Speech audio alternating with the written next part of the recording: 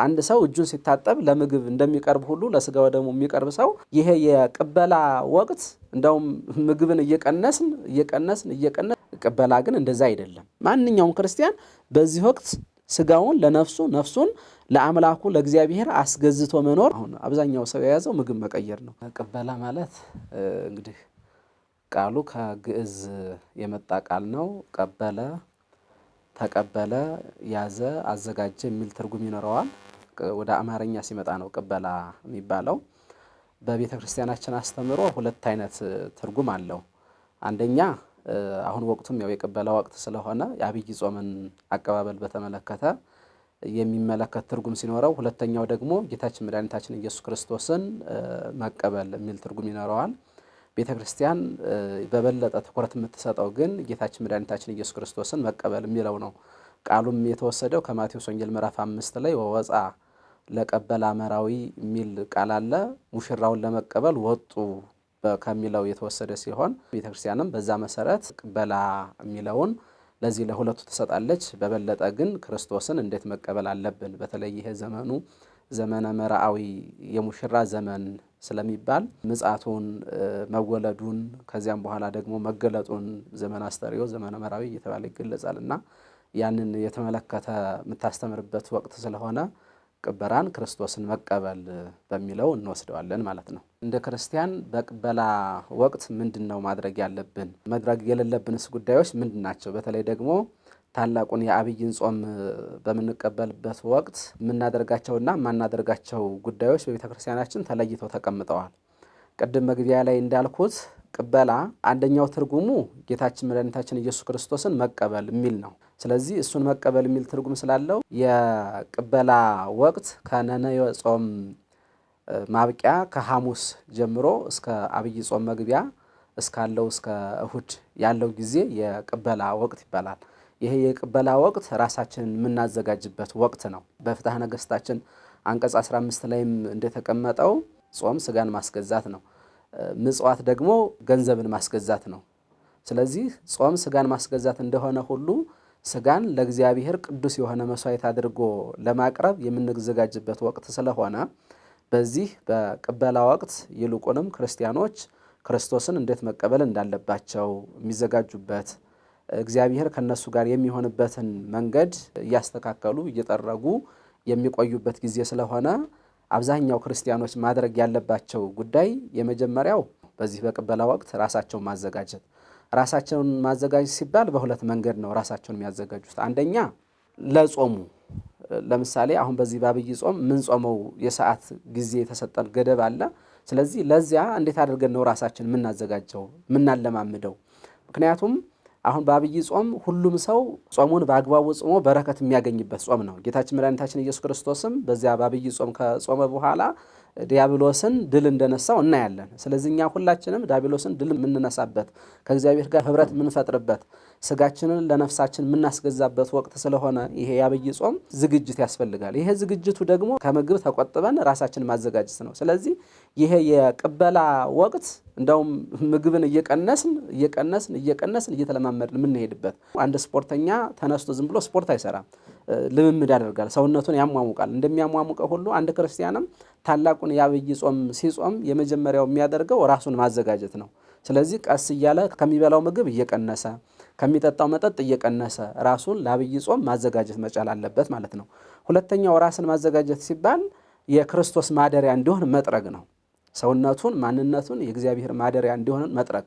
ስለዚህ ሐዋርያው ቅዱስ ጳውሎስም ተናግረዋል። አንትሙሰ ታቦቱ ለመንፈስ ቅዱስ፣ እናንተስ የመንፈስ ቅዱስ ማደሪያ ናችሁ ብሎ ተናግረዋል። ስለዚህ መንፈስ ቅዱስ የሚያድርብን ሰዎች ስለሆን ራሳችንን እናዘጋጃለን፣ ራሳችንን ንጹህ እናደርጋለን። ሐዋርያው ቅዱስ ጳውሎስ በዚህ በሮሜ መልእክቱ ምዕራፍ 12 ከቁጥር 1 ላይ ጀምረን ስንመለከት እንዲህ የሚል ቃል አስቀምጧል። ራሳችሁን ለእግዚአብሔር ሕያው ቅዱስ የማይሞት ንጹህ ቅዱስ መስዋዕት አድርጋችሁ ታቀርቡ ዘንድ በእግዚአብሔር ርኅራኄ እለምናችኋለሁ ይላል።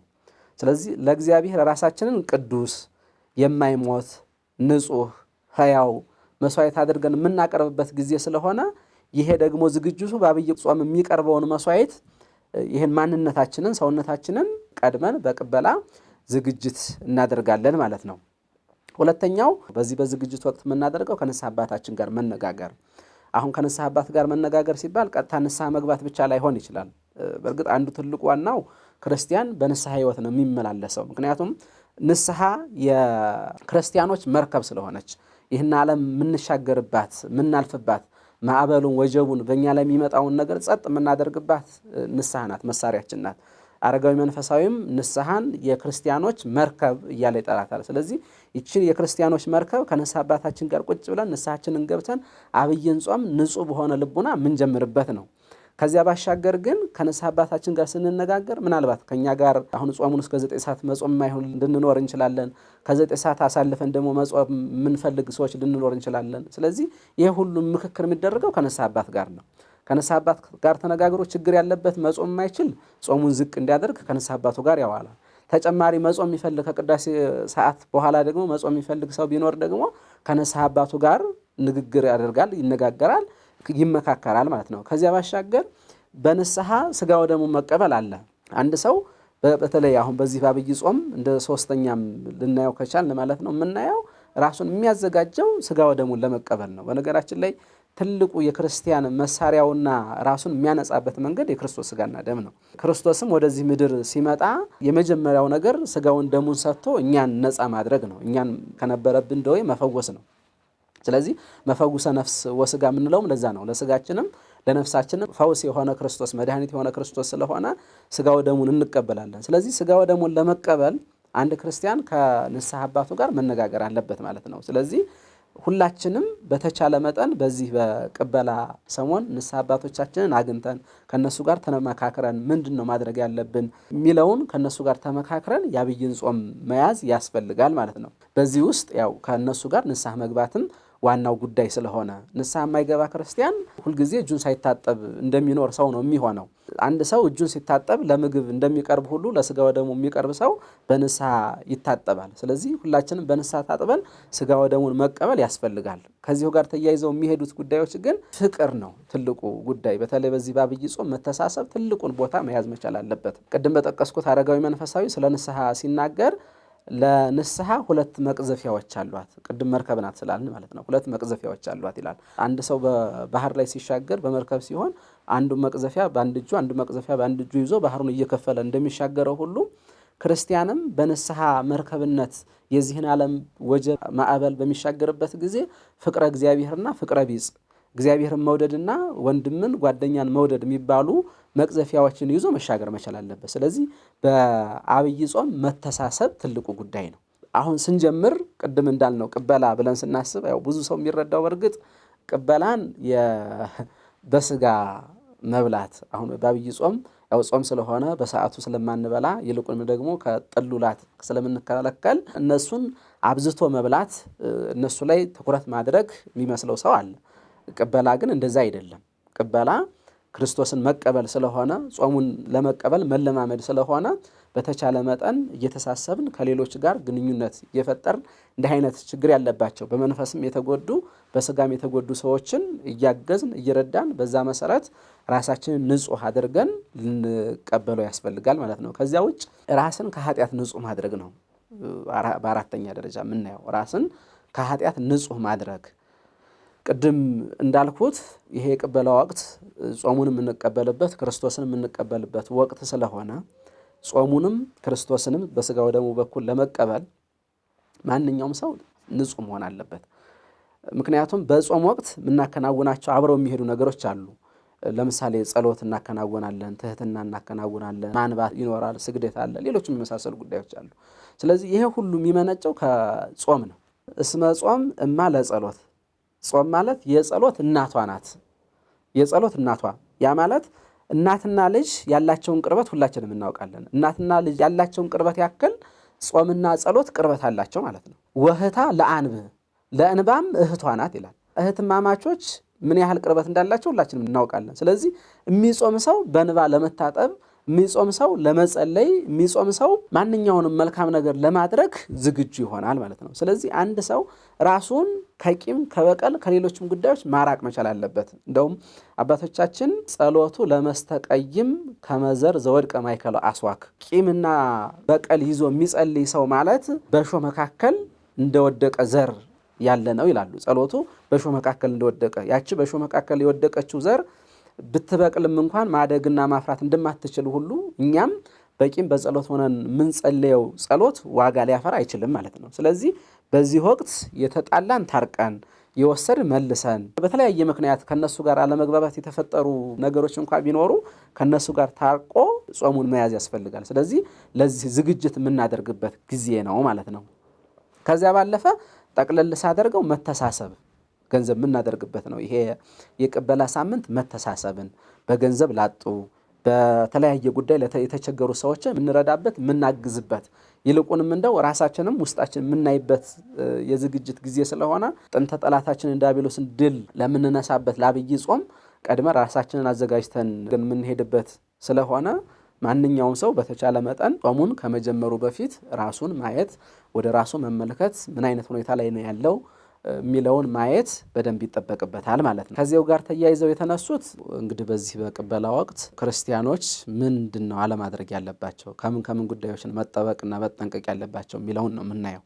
ስለዚህ ብዙ ሰው ቀድምም እንዳነሳ ነው ይሄ የቅበላ ወቅት በቃ ስጋ ምን በላበት ምን ጠጣበት ምን ጨፍርበት በዐቢይ ጾም ስጋ መብላት ወይ ደግሞ ወተት መጠጣት ሌሎችም ጉዳዮች ማድረግ ስለማይቻል ብሎ ስለሚታሰብ በነገራችን ላይ ግን እንደ ክርስቲያን በዐቢይ ጾም ብቻ ሳይሆን በሌላውም ጊዜ መዳራት ጭፈራ ቤት መሄድ አብዝቶ መብላት መጠጣት አይቻልም። ያው ይሄ ከግንዛቤ ማጣት የሚመጣ ነው ይሄኛው እሳቤ ማለት ነው።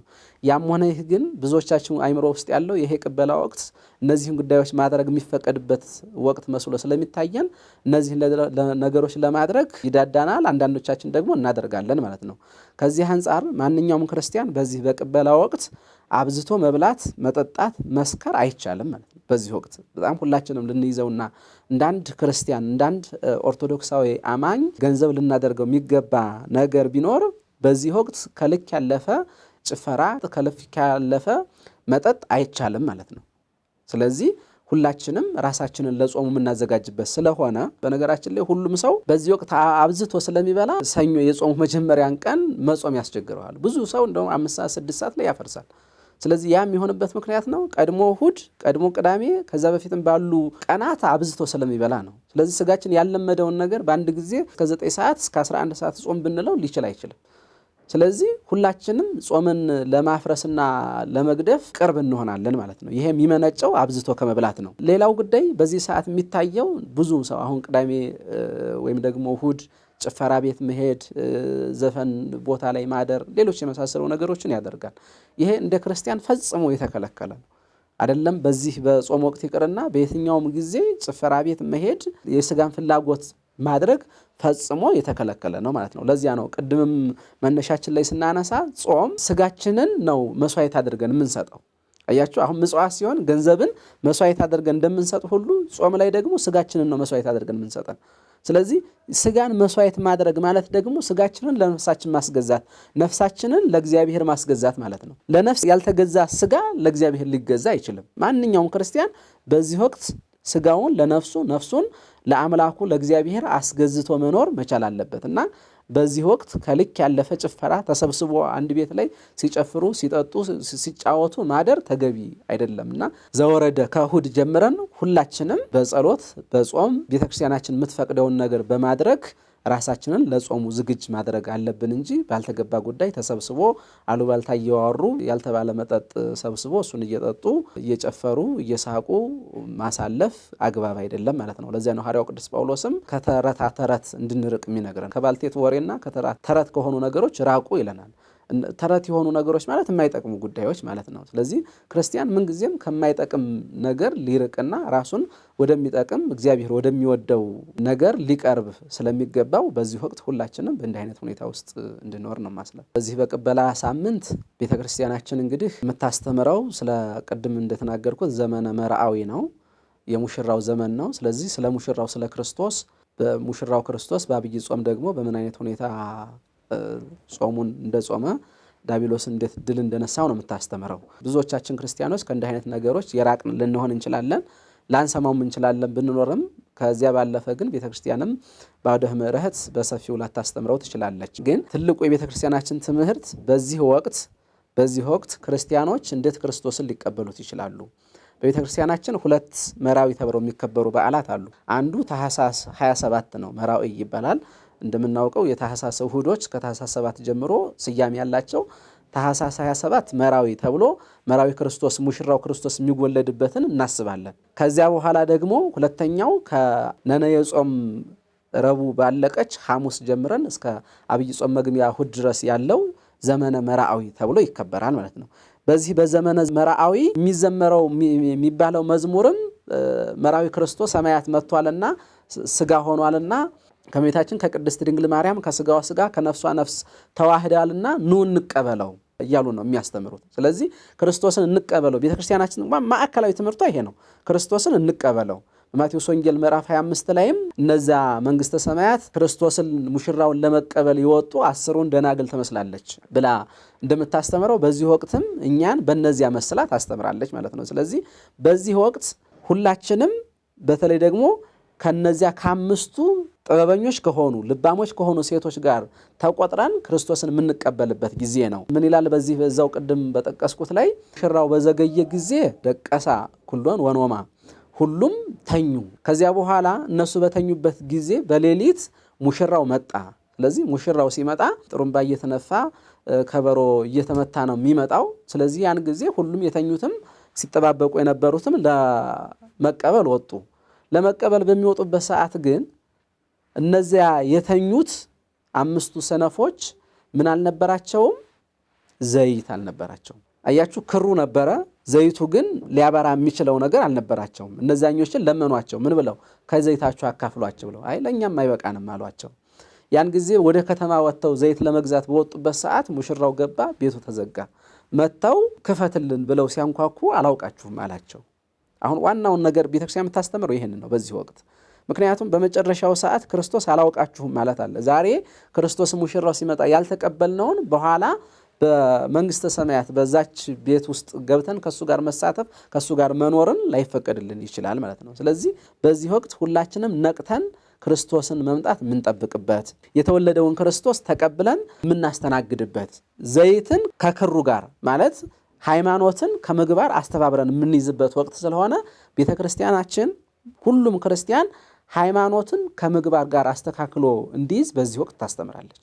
ስለዚህ ዘመነ መራዊ በዋናነት ከክርስቶስ መምጣት ተሳታፊ እንድንሆን ነው የምታስተምረንና ሁላችንም ከክርስቶስ ጾም ተሳታፊ፣ ከክርስቶስ ጸሎት ተሳታፊ፣ ክርስቶስ ካደረገው በዚህ ምድር ከሰራው ነገር ሁሉ ተሳታፊ እንድንሆን ስለምታስተምር ያ ደግሞ ያው ከኛ የሚጠበቅ ጉዳይ ነውና ሁላችንም ደግሞ በጥባት ብናደምጠው ብንሰማው በእርግጠኝነት የሚቀይር ትምህርት ነው። ቤተክርስቲያናችን የማይቀይር ትምህርት፣ ለጾም የማያነሳሳ፣ ለፍቅር የማያነሳሳ፣ ለጸሎት የማያነሳሳ ትምህርት አትሰጥም። ምክንያቱም ክርስቶስ ያደረገውንም ስለምትሰብክ ማለት ነው። ነገር ግን አሁን እኛ በቸልተኝነት ስለምንሰማው የምንሰማውን ደግሞ ወደ ልቦናችን አስገብተን ወደ ስራ ለመቀየር ዘገምተኞች ስለሆን ከዚህ አንጻር እያንዳንዳችን ቤተክርስቲያናችን ባስቀመጠችልን ልክ ጾሙንም ላንጾም ጸሎቱንም ላንጸልይ እንችላለን እንጂ ቤተክርስቲያናችን የምታስተምረው ትምህርት ግን እኛን የሚቀይር እኛን ከክርስቶስ ጋር አንድ የሚያደርግ ትምህርት ስለሆነ ሁላችንም እየተከታተልን አሁን በሚመጣውም በአብይ ጾም ባሉ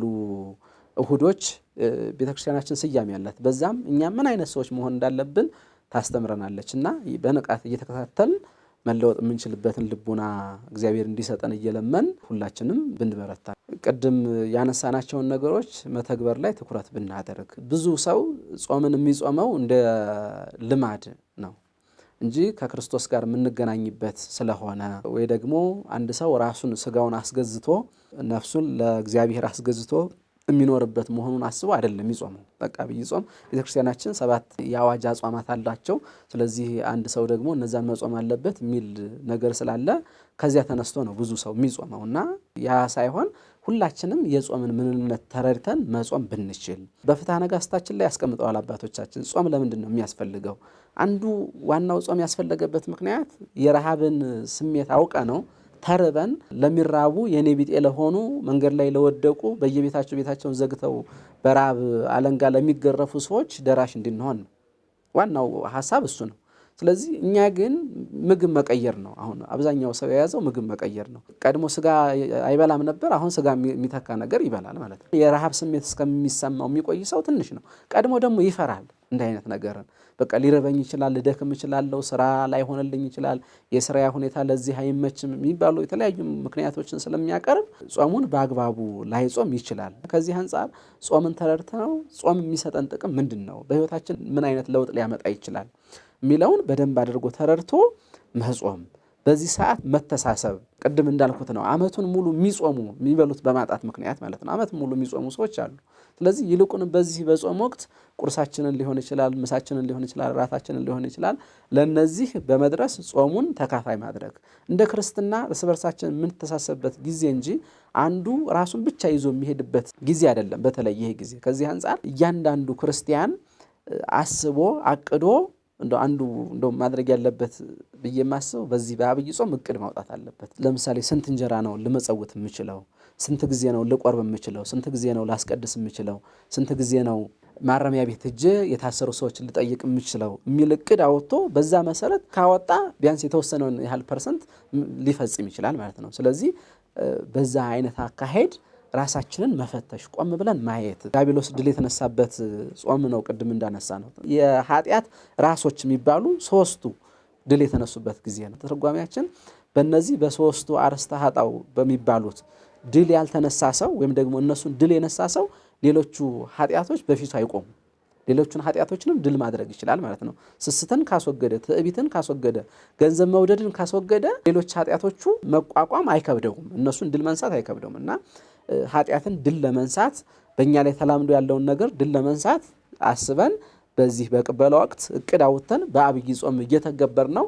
እግዚአብሔርም እየረዳን ቅዱሳንም አማላጅነታቸው ከኛ ጋር እየሆነ ማለፍ ይቻላልና ሁላችንም በደንብ አስበን አስተውለን ከጾሙ የምናገኘውን በረከት በጾሙ ለሰዎች የምንሰጣቸውን በረከት እኛም ለሰዎቹ መስጠት ስለምንችል በረከትን ማለት ነው የምንሰጣቸውን በረከት ጾሙን ብንጾም የሚል ሐሳብ አለኝ። ከተለምዶ ነገር ወጥተን ተለምዶ በጣም ከባድ ስለሆነ ማለት ነው። ልማድን ፍሩ የሚባለው ለዚያ ነው። በቃ ጾም ስለሆነ እንጾማለን። 2 ሰዓት ይብላ፣ 3 ሰዓት ይብላ፣ 6 ሰዓት ይብላ ትዝ የማይለው ጿሚ እኮ አለ። እውነት ለመናገር ዛሬ ስንት ሰዓት ነው የጾምክ ብትለው ትዝ የማይለው አለ። ለምን? በተለምዶ ነው የሚጾመው። ብቻ ለሱ ጾም መሆኑ አይምሮው ያስባል። ጧት ቁርስ አለመብላቱን ያስባል። ከዚያ በኋላ በምን አይነት ሁኔታ እየጾመ እንዳለ ግን ትዝ የማይለው ሰው አለ። ስለዚህ አስተውለን ጾም ነው። ስለዚህ በጾም ወቅት ክርስቲያን የበለጠ ጭምት መሆን አለበት ከሌሎቹ ጊዜያት። ለምን? አንደኛ ቅድም እንዳልነው ስጋችንን ስለምናስገዛው ስጋችን ስለሚደክም፣ ከዛ ውጭ ግን ያው የክርስቲያን መገለጫውም ይሄ ስለሆነ ሁላችንም ተሳስበን ጾሙንም አስበን መጾም እንድንችል መልእክቴን አስተላልፋለሁ።